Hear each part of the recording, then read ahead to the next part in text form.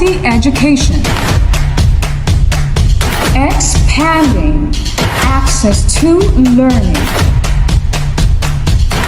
serving learners' learning needs, tackling challenges of the present time, supporting every learner's dream, reaching young Tagumeños where they are today.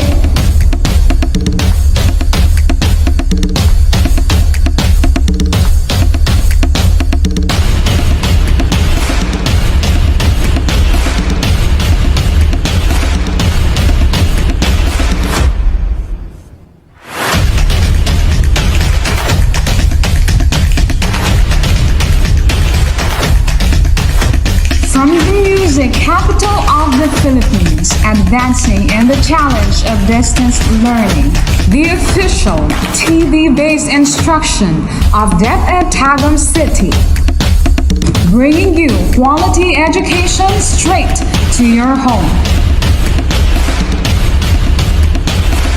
Plug yourself in. This is DepEd TV. Tara na!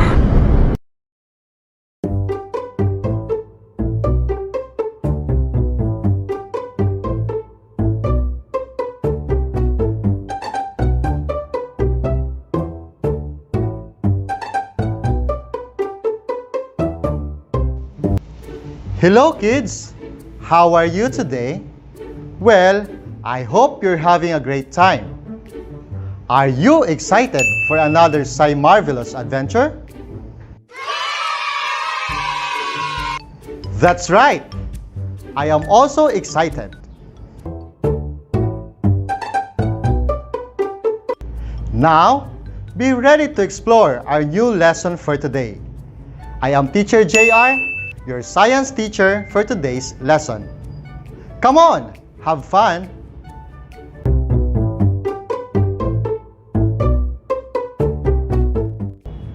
Did you ready your things? Sci amazing!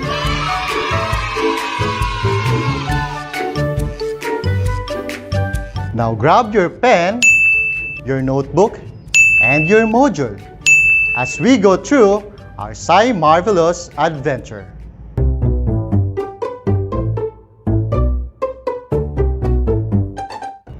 For today's lesson, you will be able to describe the effects of the environment to the life cycle of organisms.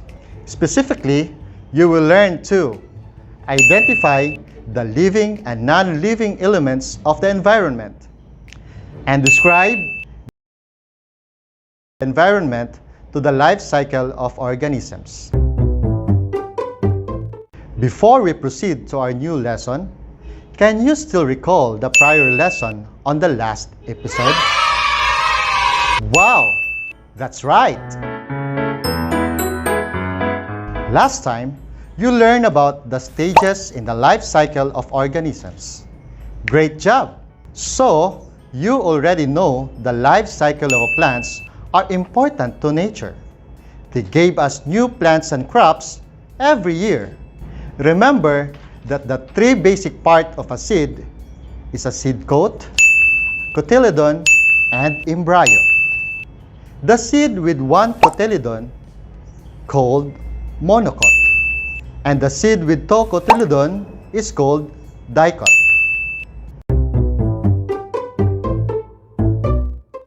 Next, the life cycle of an animal, such as insect, is considered a complete metamorphosis if it undergoes the four stages, such as eggs, larva, pupa, and adult.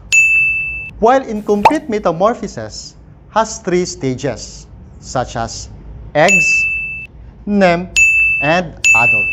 Lastly, the human life cycle begins in birth, infancy, childhood, adolescence, and adulthood.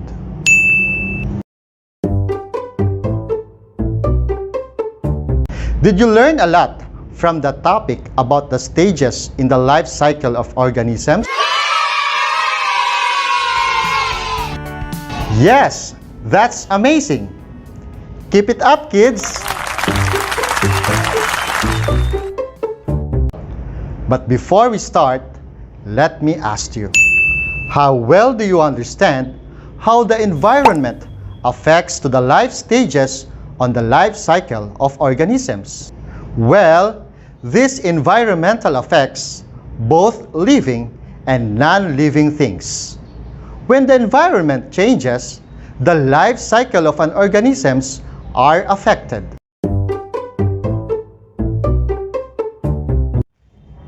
At this moment, let us try to answer a few questions to test your prior knowledge about it. You will be given 5 seconds to answer each question. Are you ready? Let's begin! Number 1. What should be done with the garbage to prevent the people from getting sick? A. Take medicine. B.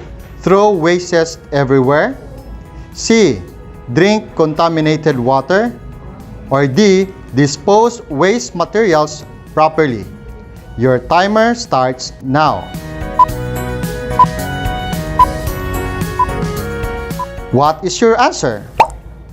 You got it right. The correct answer is letter D. Dispose waste materials properly. Number 2. What would happen to people when the environment is clean and safe? A. Live sickly. B. Live unhealthy. C.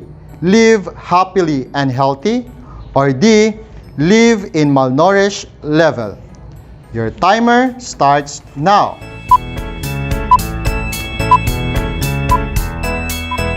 What is your answer? Yes, very good. It is letter C. Live happily and healthy. Number 3. Why do we need to throw properly the infectious waste? A. To make the environment dirty. B. To keep environment clean and safe. C. To make the surroundings beautiful. Or D. To make the environment open to tourism. Your timer starts now.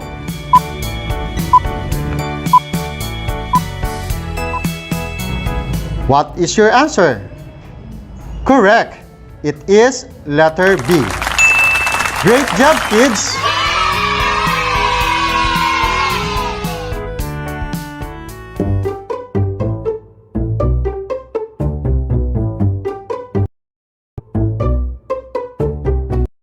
Now, kids, take a look at this. What have you observed? Yes, a safe and clean environment with living organisms. You probably spent time with your friends and other relatives in swimming or playing in a clean and safe playground before pandemic occurred. Have you enjoyed your activities in this kind of place? The immediate place where you are exposed to is your environment. In a sea or river, there are different things that you may see. There are living and non-living things found in them. The environment can be defined as a sum or total of all the living and non-living elements and their effects which influence life of organism. It deals with different conditions and life-supporting interactions within and among different organisms. Environmental effects include both abiotic, the non-living, and biotic, the living, attributes throughout the life cycle of certain organisms. All living or biotic elements are animals, plants, forests, fisheries, and birds. The non-living or abiotic elements include water, land, sunlight, rocks, and air. When the environment changes, some plants and animals survive and reproduce, and others die. All organisms cause changes in the environment where they live. Some of these changes are harmful to the organisms or other organisms, whereas others are beneficial. All organisms depend too much to the environment where they live. They can survive only in environments in which their needs can be met. Did you understand how environment affects the life cycle of organisms?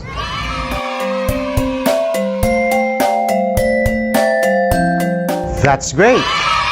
Well, environment is the major factor of how each organism is able to survive, adapt, and multiply.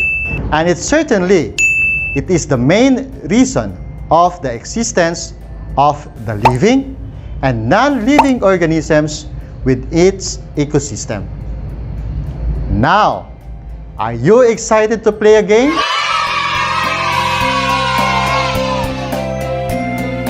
Let's play a matching word game.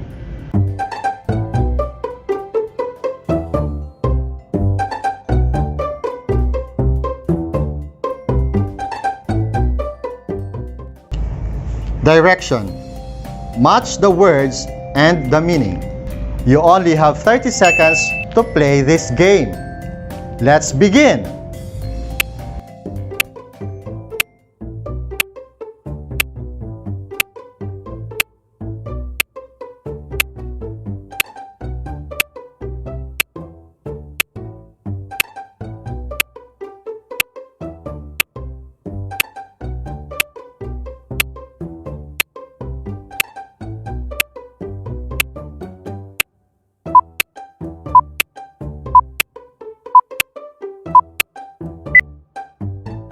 Time's up! Let's check your answers. Did you get all the correct answer? Say amazing! You are doing a great job, kids. At this time, let us check your understanding by answering the following. Directions. Study the table. Find the words related to the elements of environment. Write check to the column where it belongs. You are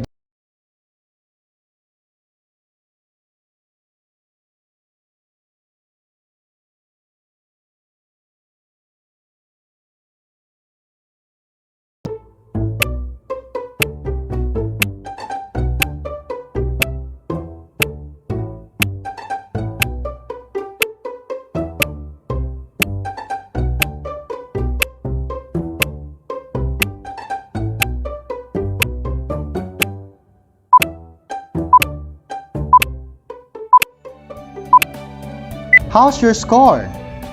Do you have the same answer with this?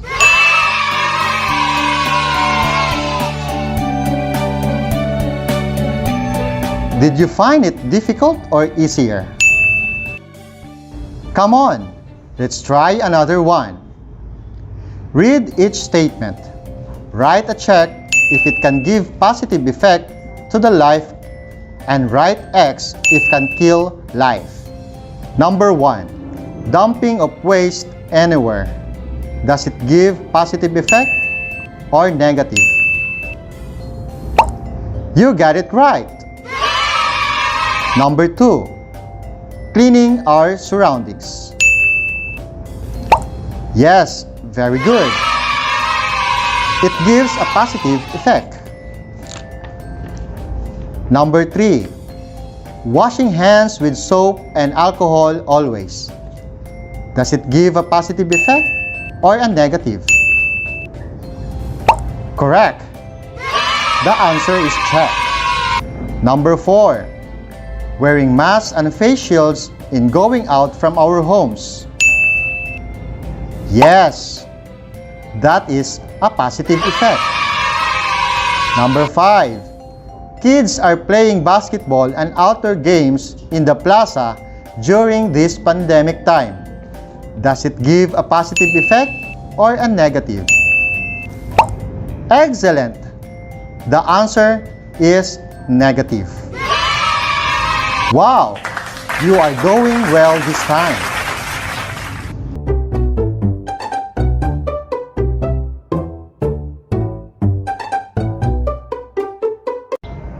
How is it now, kids? Were you able to answer the activities? Great! Now let's watch this video.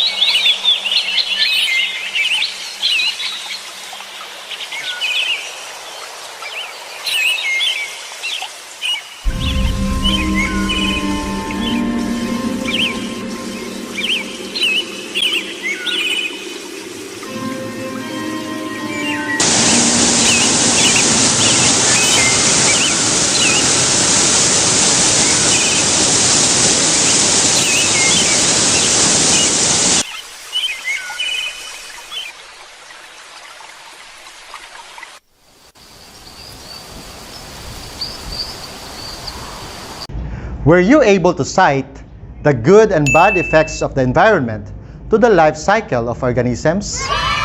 Sigh amazing! We are almost done. I hope you are still excited to continue. Here is another challenging activity for you.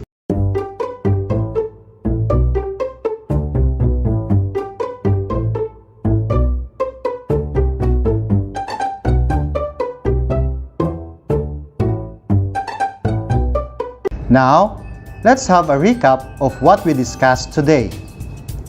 Let us now try to remember it by answering the following questions.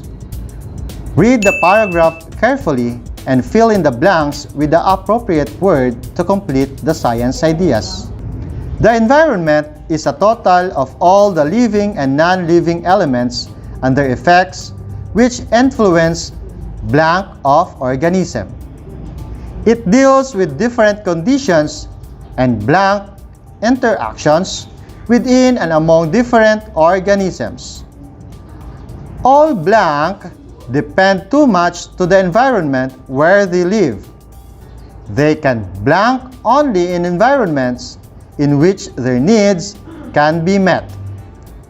You are given 1 minute to answer it. Your timer starts now.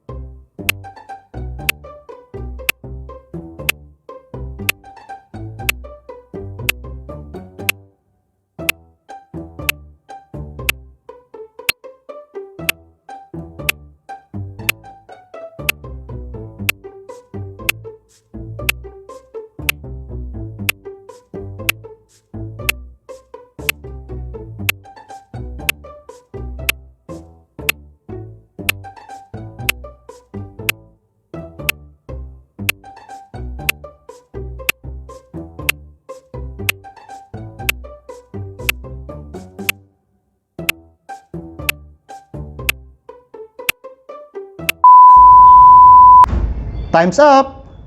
Now, please check your answers. Great job, learners!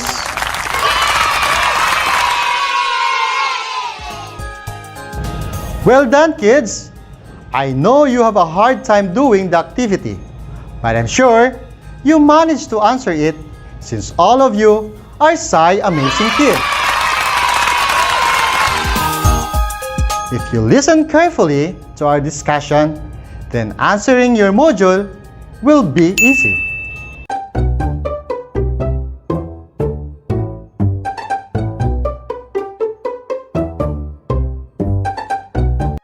Now let us assess what you have learned from today's discussion. Are you ready? Let's start! Direction. Read each item carefully. Choose the letter of the best answer. You have 5 seconds to answer each item. Number 1. Which activity can kill many lives of organisms? A. Tsunami. B. Thunderstorm. C. Cutting trees. Or D. Water pollution. Your timer starts now.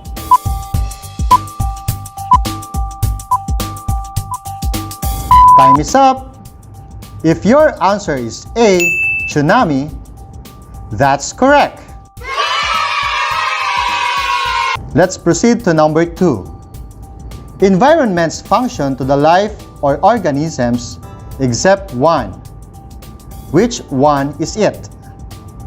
A. Sustain life. B. Supply resources. C. Improve air quality. Or D. Making seas and rivers dirty. Your timer starts now.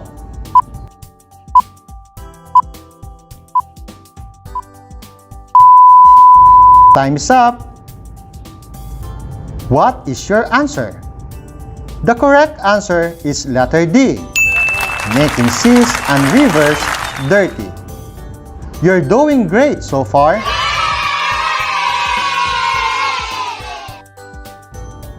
Number 3. All these have negative effects to the environment. Garbage can pollute the water. If the water is polluted, the air and soil will also be affected. This pollution will result in blank. A. Air pollution. B. Soil pollution. C. Water pollution. Or D. Climate change. Your timer starts now.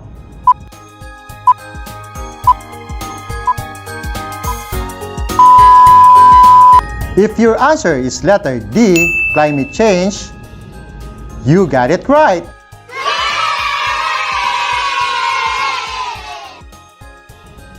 Next question. Question number 4. Which is the most harmful thing to the environment? A. Eco bag. B. Paper bag. C. Cartoon box. Or D.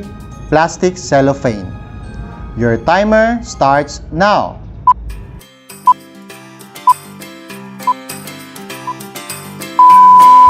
What is your answer? That's right. The correct answer is letter D. Plastic cellophane.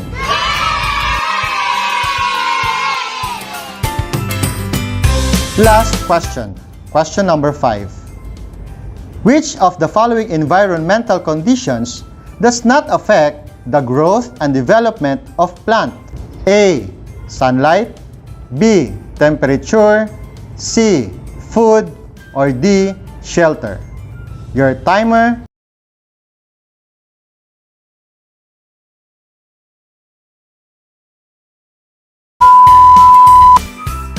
What is your answer? Excellent! The correct answer is letter D, shelter. Congratulations, everyone! So kids, did you enjoy our lesson for today? Wow! I'm glad to hear that. I also enjoy it too. I hope you learned a lot for today's lesson. We learned that environmental effects includes both abiotic and biotic attributes throughout the life cycle of certain organisms. All living or biotic elements are animals, plants, forests, fisheries, and birds, while non-living or abiotic elements includes water, land, sunlight, rocks, and air. Congratulations, kids! We're done with our lesson for today. You are all amazing!